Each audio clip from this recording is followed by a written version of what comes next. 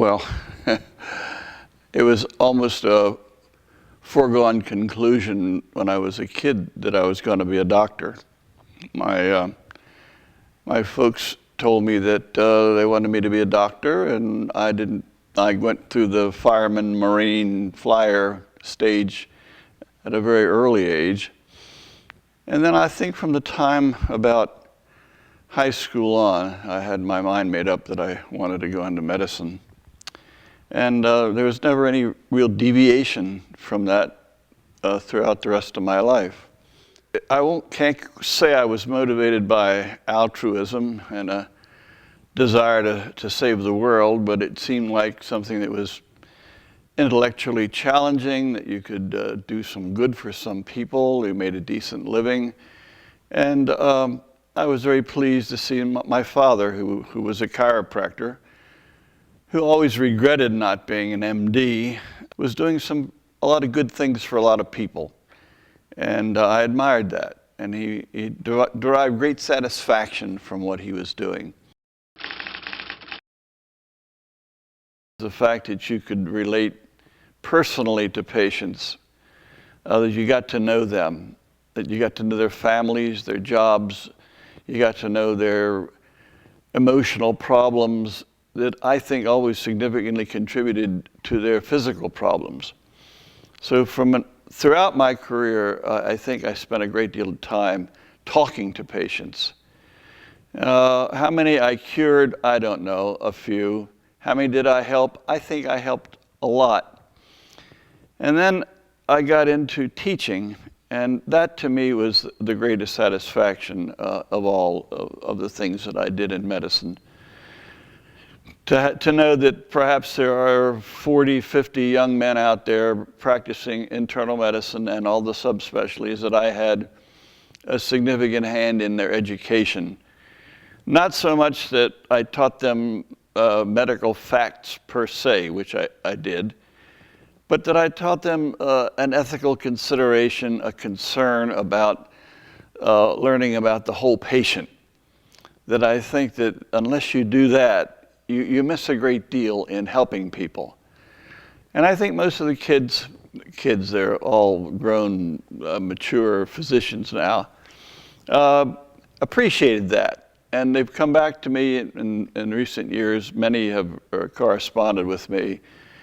And they express their appreciation for the fact that we sort of set them on the right track. It was a very complicated time. We were poor, and medical school was rather expensive, but it occurred at a time initially when the armed forces needed doctors. And as a consequence of that, right 1 year after Pearl Harbor, to the day, I joined the Navy. And I joined what was called the Navy V-12 program, which was designed to create doctors for the Navy. And they paid our tuition, and they paid our stipend. They gave us some spending money, and we stayed in college in pre-medical courses. And as the war progressed, I was sent from Loyola College, where I had started as a civilian. As a Navy person, I was a seaman, and I was sent to Villanova. Villanova was a very difficult place because we were very competitive. If you didn't maintain very good grades, and this was my third and fourth year of college, they posted on the bulletin board every Friday night those who were in the bottom 10% of the class. And we knew that if your name appeared on that bulletin board, if you were a Marine, we had a lot of Marines there too, taking the same thing, that the Marines were sent to Camp Lejeune and immediately dispatched to the South Pacific. And if you were Navy, you wound up going to Bainbridge, and you would wind up as the officer on a deck gunner on a freighter to Murmansk. They sent me to Georgetown. And so I wound up at Georgetown in Washington in 1944. And I started out in a class that was made up of about, I guess, 160 students. We were Navy. There was some Army ASTP. The Army had started a similar program, and some civilians. And Georgetown turned out to be, we went continuously to medical school for 3 years, and then we had a brief vacation, and then we finished. This was in 1944 to 1948. I was graduated in 1948 and took an internship at the DC General Hospital, which is the old Gallinger Hospital, which was a tough city hospital, sort of like Bellevue. And we worked very hard. It was a very difficult year. Also, as a matter of interest, I was the only married intern in my class. And none of the other interns that year were married, and of course there were no women. Women were not in medical school, women rarely, I guess, and certainly none in our class. And none of the other doctors in my intern class were married, and it made it a very difficult year for both my young wife and myself. I guess it was at the end of the first year of my internship that my wife and I realized that we were having great financial difficulty. The hospital in those days, like most teaching hospitals, paid about $100 a month, and they did your laundry and they fed you in the hospital. Well, both my wife Stella and I had saved some money. Previously, she had been a fashion model down in Miami Beach, and she saved some money, and we got some money from people when we got married, but that ran out and was running out very quickly. So I inquired of the Navy if they had any similar program for postgraduate training as they did for medical school, and they said we're going to have a plan, we think, within a year. And I came home and I told Stella, I said, we don't have time for a year. And in those days, it was very difficult to get a loan. You couldn't get student loans like you can today. So I went down to the Navy and I inquired personally about how soon this program was going to be activated, and they could not give me any assurance. And just curiously, as I was leaving, very discouraged, a Navy non-com who had been overhearing my conversation edged up to me as I was leaving the door, and he said, Doctor, I shouldn't be doing this, but the Army has a program running, about to start. I said, wow. Well, the old Navy Department building was right across Constitution Avenue from the Surgeon General's office. So I literally walked across the street and went into the Surgeon General's office and asked the young sergeant at the desk, I said, do you know anything about a program where the Army is sponsoring young doctors in training? And she says, oh yes, it's just starting. And I said, where do I sign up? She said, you can sign up right here. So she routed me to the right office, and I filled out 1 million pieces of paper. And I said, you know, I'm in the Navy. Is there going to be any problem with that? She said, no, the Navy will let you out, and the Army will bring you in. So I have back-to-back resignations from the Navy and a first lieutenant's commission in the Army. And the Army paid me first lieutenant's pay, which after what we were getting was money from heaven. And actually we moved into a better place, and that was how I got started in the Army. Those of us who were in the V-12, which was pre-medical Navy training, knew the Navy needed doctors. But we knew that our guys were getting killed in Europe and in Japan, and I can tell you there was a universal sense of guilt in the whole class that we were sitting on our butts studying medicine or pre-med subjects while other guys our same age were getting killed in the South Pacific and in Europe. And my very dear friend Dick Dupree, who was in pre-med, and I one day actually, when we got to our first year of medical school, we went down to the Navy guy who was running the show, and we volunteered for the Navy V6 program, which was pre-flight. And he tried to talk us out of it. He said the Navy needs doctors as much as it needs flyers. But Dick and I both said we'd rather fly. He said, well, you're underage, you need to get your parents' permission. So I actually went home and I asked my mother, who ran the family, I told her I wanted to fly for the Navy. And she said, are you out of your mind? The Navy's paying for your medical education. And that was before the Army.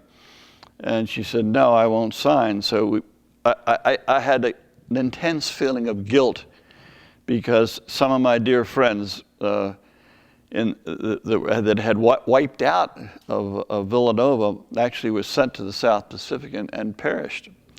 So there was guilt. I think a lot of us felt that we had sort of escaped, dodged the bullet, if you will, in World War II and had a deep sense of guilt. I think that's the right word. And I carried it a long time. Thus, when 1950 rolled around and Truman declared literally non-war in Korea, at that time I was a first lieutenant in the Army. I was at Georgetown and I was taking my second year of medical residency. And one day in July, early July, I got a call from the Pentagon. I'll never forget it as long as I live. I was examining an old man with pneumonia, and he had difficulty hearing, and I was yelling at him, Mr. Smith, do you have chest pain?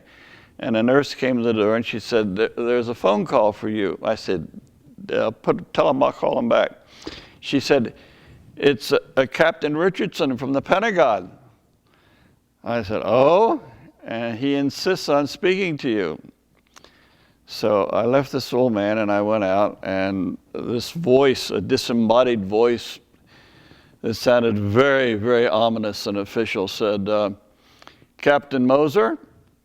And I hadn't been called captain in my whole life up until that time. I'd been promoted at that time. He said, you're going to get orders. I said, oh? I said, am I going to Korea? He said, I can't tell you that, but your orders will be forthcoming. He said, you are to go to Fort Knox, Kentucky, within 48 hours. So that was how my military Army career started. And we were, then I met my unit, which was the 4th Ordnance Battalion. We were to go over and support the 25th Division. And at that time, the war was very much in doubt. The 8th Army was holding on by its toenails to the bottom of the Korean Peninsula. The North Koreans had swept down and had overrun the 24th Division. The news in the papers was dreadful. And it was thought that unless we did something very dramatic, that we were going to get kicked off the peninsula. And we were sent by train, the whole unit with plus units of the 70th Tank Battalion, sent by train, blacked out train. I'm sure there were North Korean spies all along the route. And we landed in San Francisco at the old Presidio.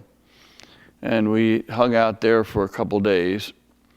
And I told the colonel, who was our commander, I said, Colonel, this is the very first time I've had any experience with the Army. He said, you've been basic training. I said, no, sir. He said, you've been to officer candidate school. I said, no, sir, I've never done any of those things. I am a doctor.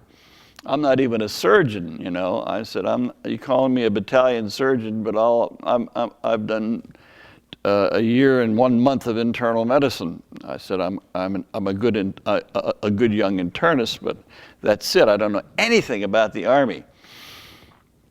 Well, anyway, I had a wonderful sergeant. I had 6 enlisted men assigned to me as corpsmen to work in my battalion aid station. And I met them at Fort Knox. They were all kids from northern Kentucky, varying degrees of intelligence and motivation. But the star of the show was my first sergeant, Sergeant Bill Smith, who was a World War II veteran. And he was my salvation. He taught me everything there is to know about the Army that I needed to know. And we actually shared a tent together for the 11 months I was in Korea subsequently. So we went, the troop train landed at the Presidio, we offloaded, we went to Fort Mason on the Presidio. Anyway, we shipped out the next day. And we were, I think, 17 days across the Pacific. Well, all the doctors, there were going to be flight controllers, medical flight controllers, sat in the training equipment that the astronauts used. There was one gadget, it was especially fascinating, that had a stick that could control all manner of how the astronauts would feel when the thrusters would kick in, and they showed us how you would physically orient the spacecraft for reentry if in the event that the electronic system failed. And we got a feel for hand-eye coordination that these guys had to have, which was pretty good. And yeah, we rode the centrifuge, and we did a few other things to give us a feeling. But the only thing they couldn't do for us was weightlessness. You couldn't experience that. But virtually everything else. But it was really fun. It was very exciting, and everybody enjoyed it.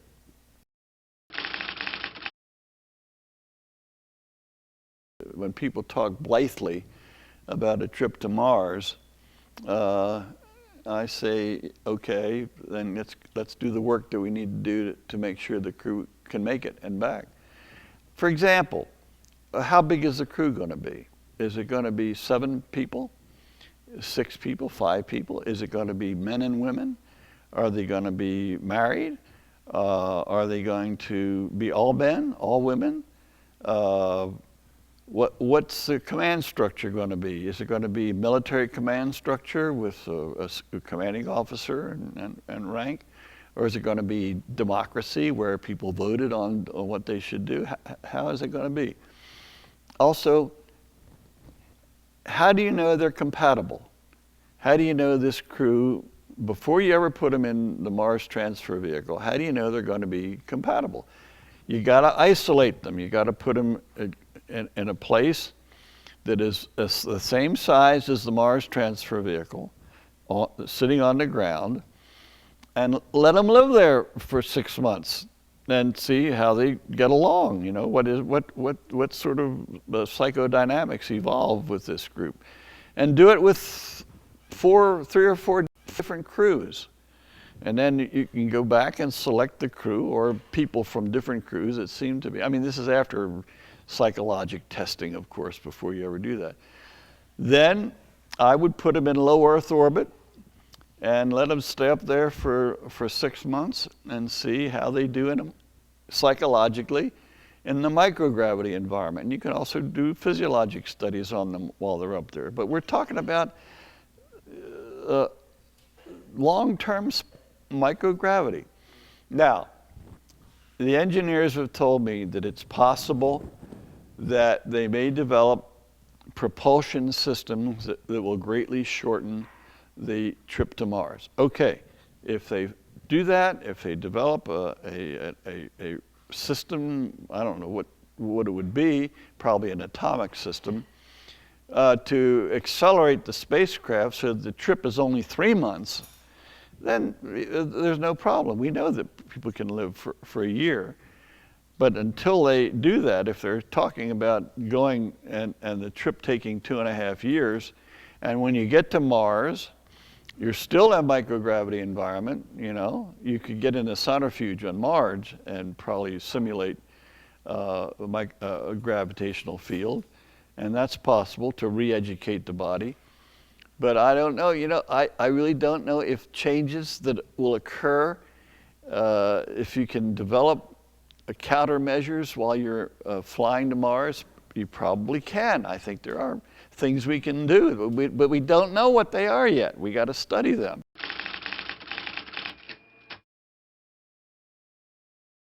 Walter Reed, to me, was the apex, the summit of my medical career. It was the best job I've ever had. I enjoyed it more. I did it well. I could have stayed there forever.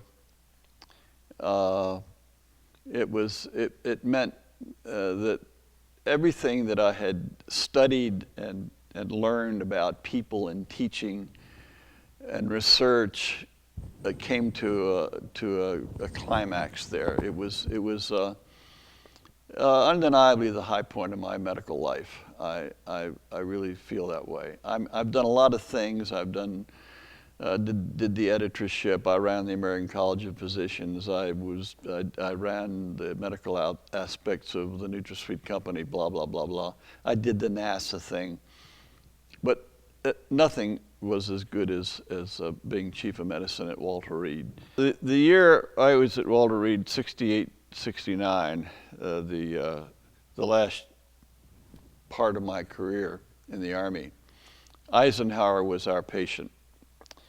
And I've always characterized that time as Caesar said, all Gaul is divided into 3 parts. Well, I say all Walter Reed was divided into 2 parts. There was Eisenhower and the other 950 patients. And they got about equal attention. Eisenhower was a remarkable, dignified, intelligent, wonderful human being. I can't say enough in his praise. He was very sick. He had severe heart disease, and he was confined to bed, and he had severe coronary disease and would periodically develop what's called ventricular tachycardia, so that he would be sitting there talking to you and suddenly faint. And his heart would take off at a very rapid, erratic rate, and his cardiac output would decrease. And Bob Hall, who was chief of cardiology, a superb cardiologist, and I devised a mechanism whereby we had him constantly wired for electrocardiogram that sat at the bedside.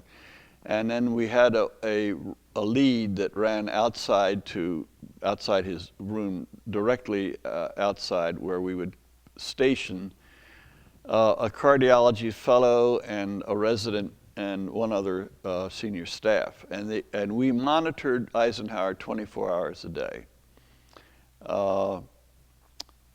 He had a full-time nurse and a corpsman in his room.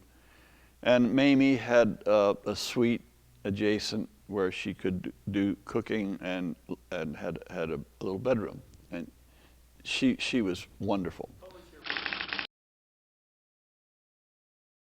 We were, I wouldn't say friends, but we were respected colleagues. He really appreciated what we were doing at Walter Reed for him. He understood the nature of this very sophisticated. As soon as he went into ventricular tach, we'd go in a room and zap him. We had to defibrillate him 72 times.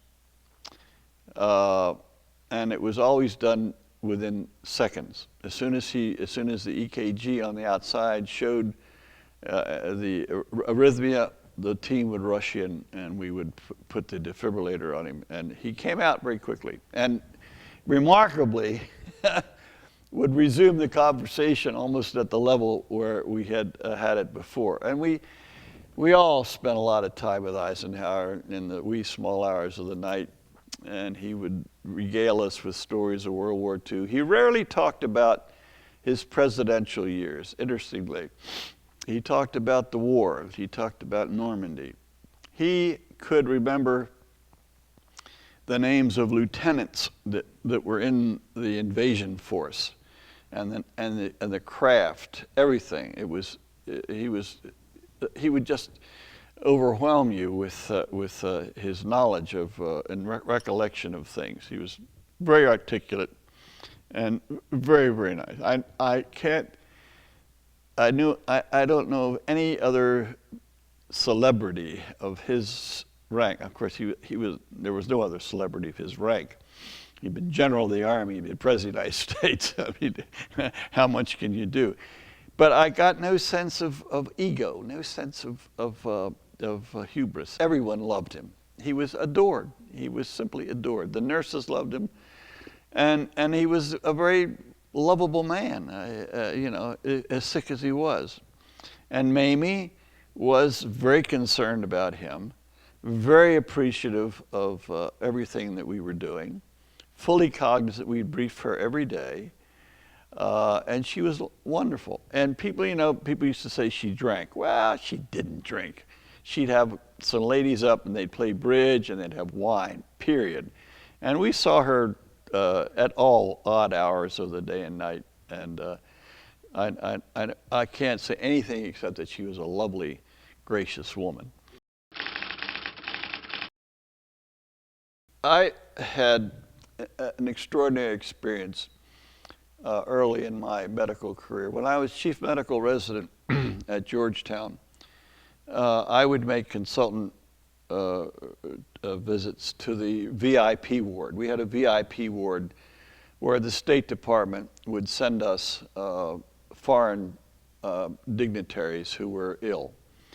And we would have a half a dozen of them on the diagnostic clinic ward at Georgetown.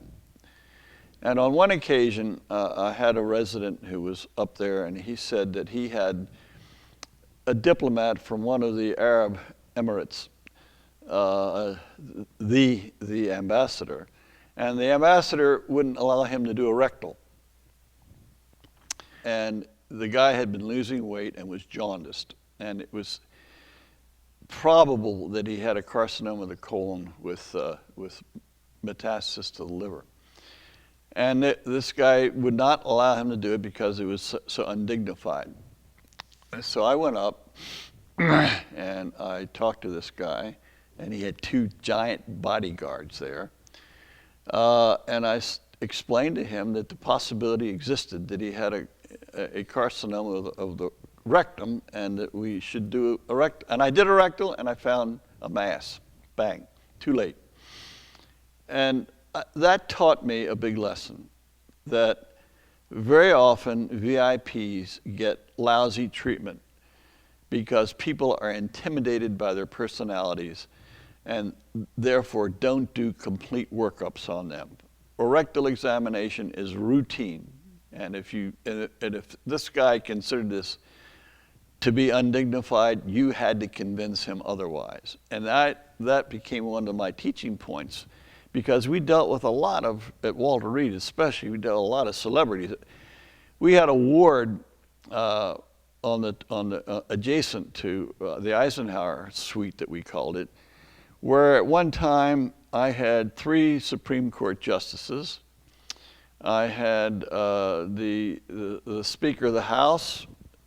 I had Senator Dirksen, Supreme Court Jackson, Court Justice Jackson. I mean, they were all-star cast. And my admonition, and I ran it, and my admonition to the House officers who were there was, these people get treated just like a GI on the ward. You give them the same respect and the same completeness. I said, I don't ever want anyone to say that because X was the Supreme Court Chief Justice, he didn't get a rectal examination. I said, that will not happen on any of my wards, and that we did that forever. If you want to talk about an incredible change in one's life, going to Maui and practicing in a small group was probably the most shocking adventure I've ever had.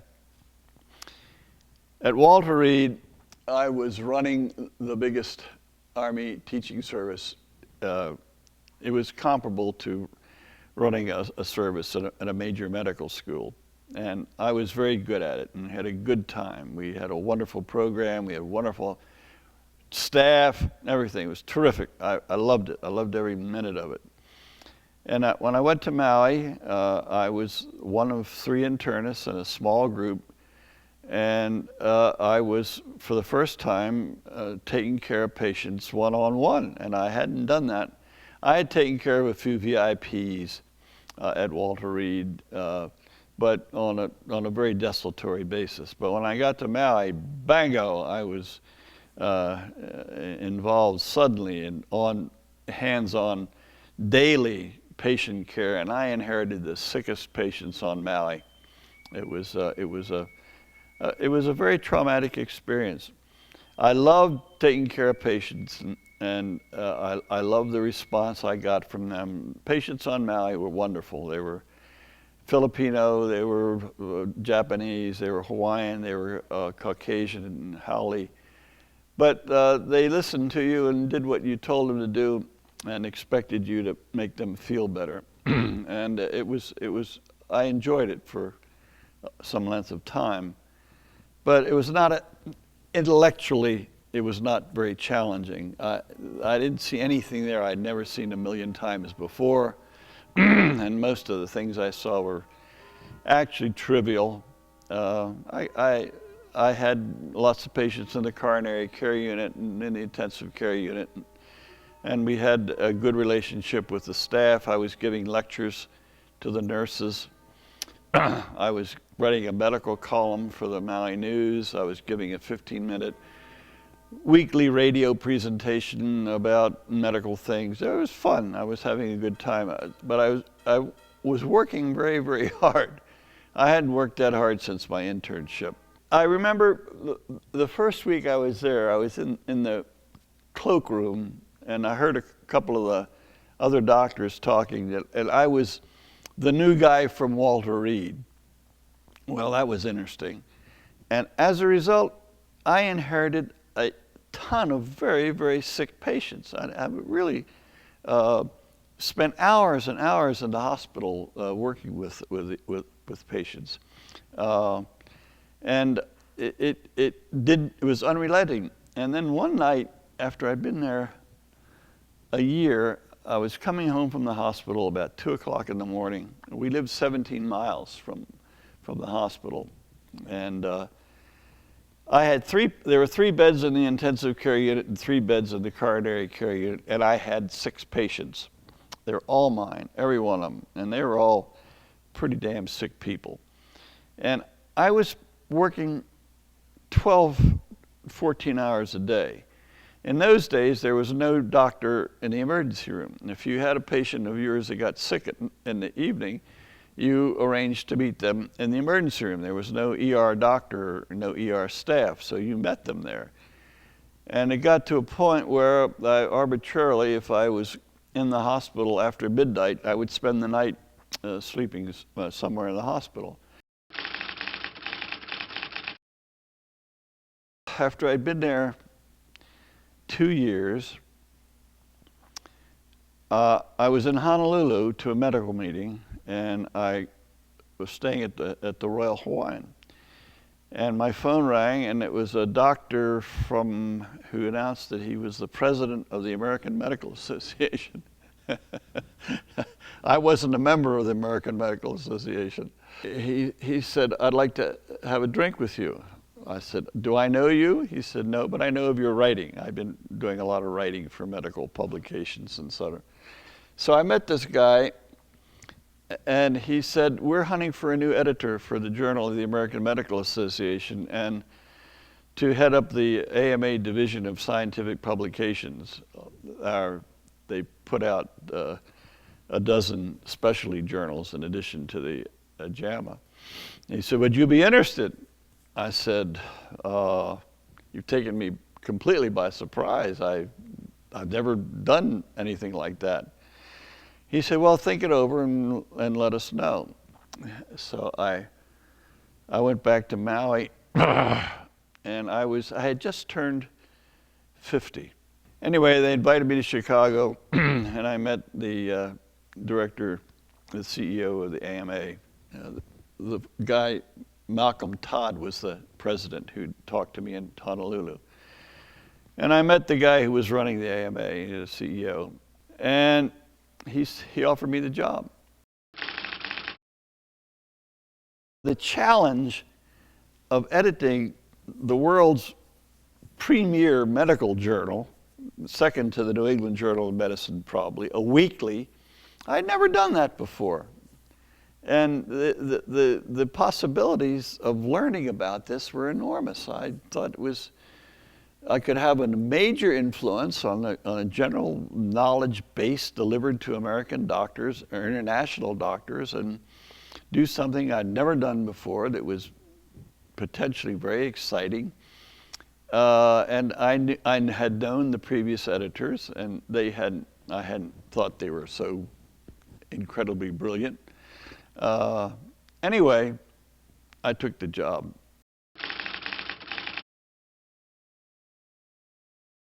In order to get good articles, clinical articles, I wrote letters to every chairman of every department of medicine in the United States and asked them to alert their staff to begin to think of JAMA to submit their clinically relevant articles. I wasn't interested in basic research. I was going to set up a section in the journal that would deal with new research, laboratory research, but I wanted all clinical research. So I I must have sent out 100 letters, and also to other people that I knew that were not necessarily chairmen of departments, but were high-level academicians, and invited them to participate in submitting articles. Then I canned 2 of the editors that I thought were too old or out of touch, and brought a couple new ones in, young people that I knew, 2. Then I went to learn about the publication process. So I went to Wisconsin and learned about paper and what good paper, what bad paper, what shiny paper. I spent 3 or 4 days up there, and they taught me everything they knew about paper. I wanted to find out what the substance of the journal. Maybe we should change the paper. Maybe we should have something that's less glossy. We did. We selected a paper that was a little less glossy. It was not classic magazine paper. Then I went to the printer who had been printing the journal for forever, and I learned about ink and type and body type and headline type. And I decided to change the format of the journal. I used to have a weekly staff meeting where we'd sit down and we'd dissect last week's journal. Remember, this is a weekly medical journal, so it's an enormous undertaking. I wrote a little thing that I published in each issue delineating the purpose of JAMA. And the purpose was that if the average working doctor read the journal with reasonable faith, he would know, or she would know, as much as they needed to know about what's happening in medicine.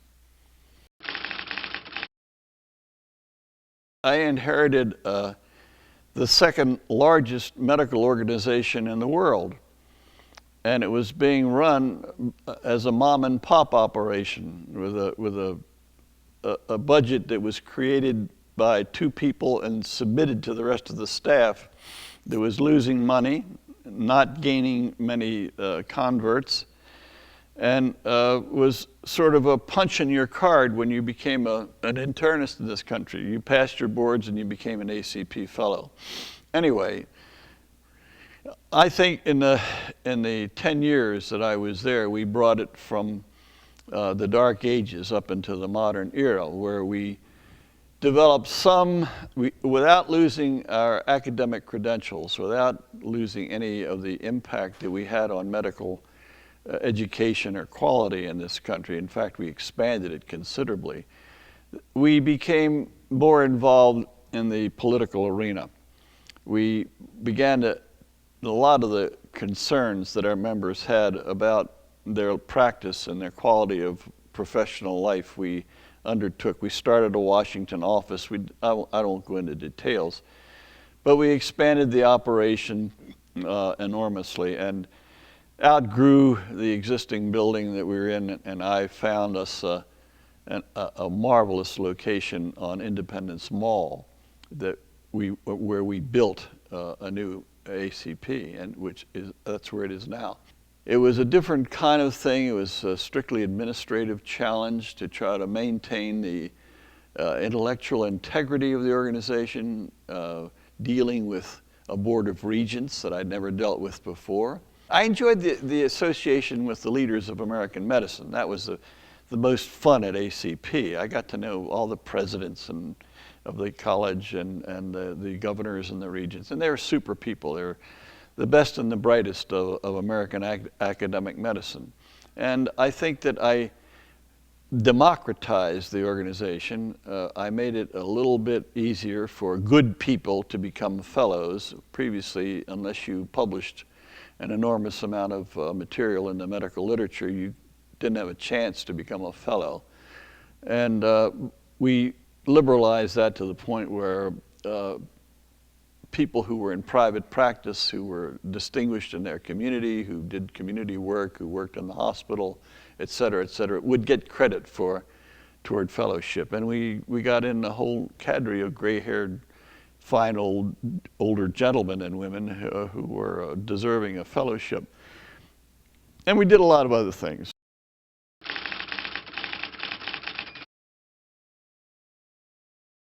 I think the major contribution I have made to the world, I wouldn't say major is a tough word, is as I said, the education of maybe 40, 50 young doctors who were able to accept my philosophy of medicine and my philosophy of life and take it out into the community and teach others.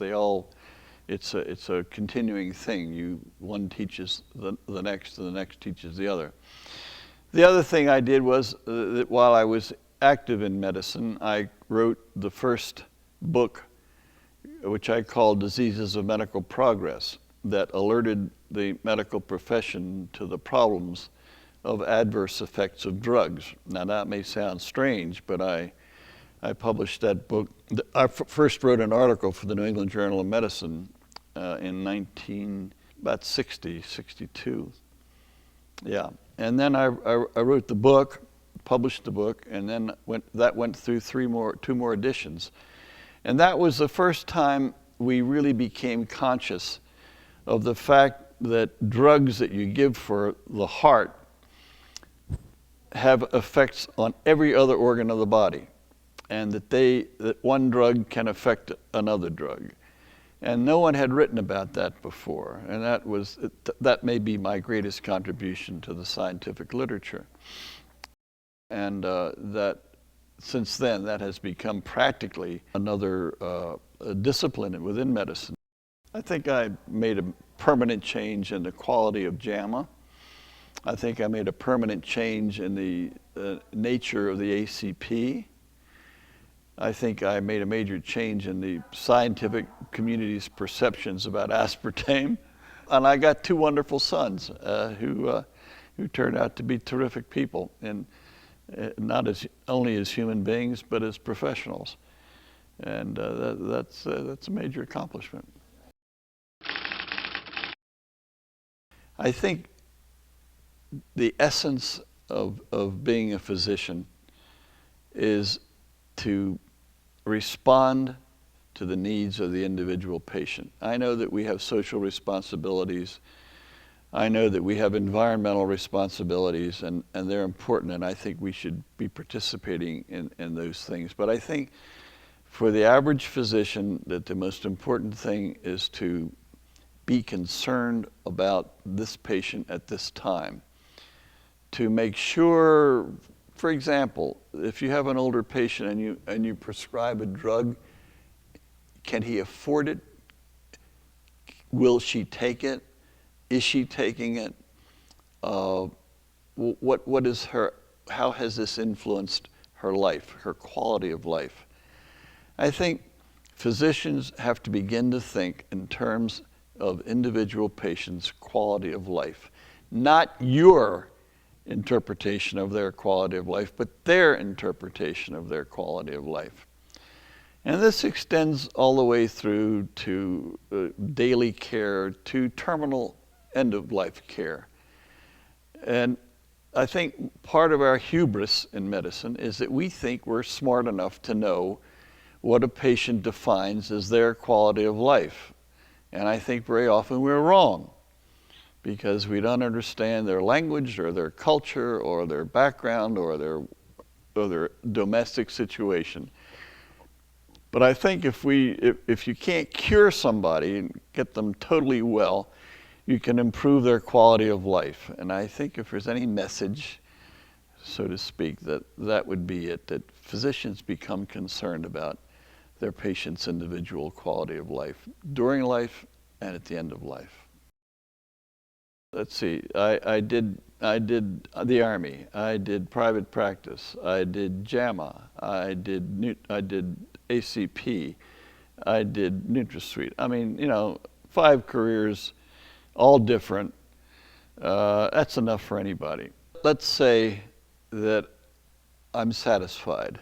I think that things happen in life that at the time you have no concept of how important it is, or what transition you're making, or whether you're making the right decision.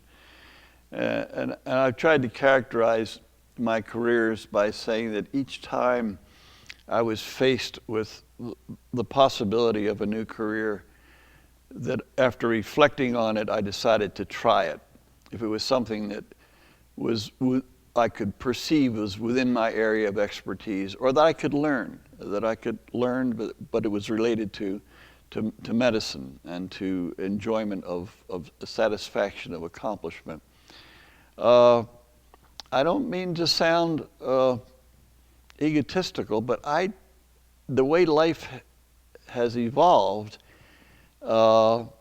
things that I really didn't want to happen, happened. And they turned out to be for the best.